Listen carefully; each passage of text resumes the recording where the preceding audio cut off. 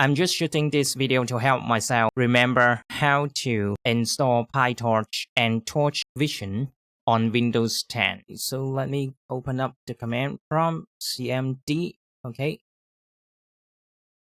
Create a directory in D drive called test374, which holds my virtual environment. mkdir, make a directory in D drive. I call it test374. So you will see a test374 directory inside D drive. Okay, then the next one is to create a virtual environment in D drive test374. D drive test374 folder, and I call it test374 environment. And I'm going to inherit all the Python 3.7.4 system package. I just assume that you've installed Python from the Python website. Okay, so it's just system site packages. Oops. Oh, you know what? I forgot to use the venv. Okay, so it should be venv D drive, and then the location test. I'm just getting lazy. So I just add a venv module and then press enter to create a virtual environment. Okay, so I should have a virtual environment in my D drive folder test374. So when I click inside the test374, I should see the environment folder, which is test374 environment, and I should see all these packages, folder and file. If you click inside scripts, you should see activate. Now I need to go to the environment and install Pytorch. Just go to, oh, sorry. Anyway, doesn't matter. Just press the enter by accident. Test374, test374 environment, scripts, and then activate. Then you will see a bracket, right? Now I'm running in the virtual environment, test374 venv. Let me install Pytorch. By doing this, you need to go to the Pytorch website. So I just go to Pytorch and you will see the first one.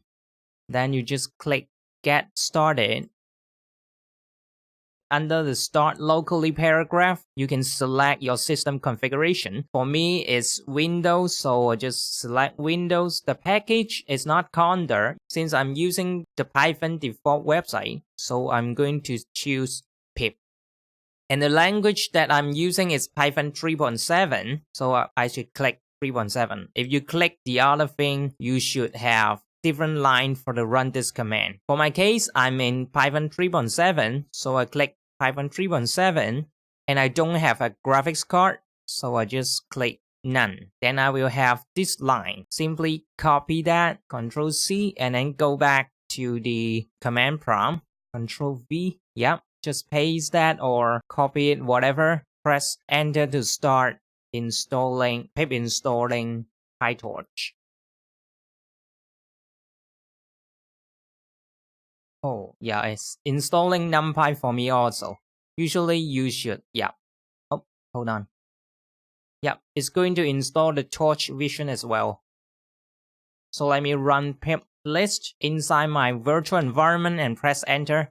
And I will have these two packages, which is Torch and torchvision. You might have different versions depending on your computer config. Okay, so let me just grab a few code to test. Just test it here.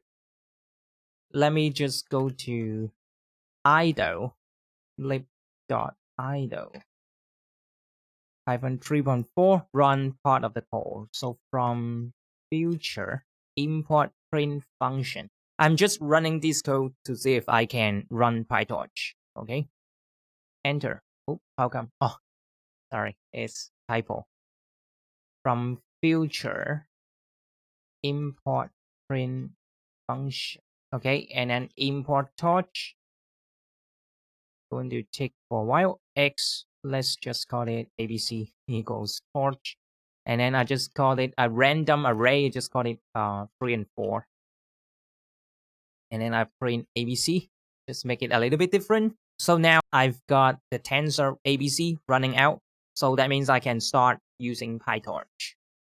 You can run this code to check if you have graphics card, or you can check your graphics card detail here. So torch.CUDA.is available method, and I have no graphics card. So it returns a false. From now on, I can start using Pytorch for my deep learning. So hopefully it helps.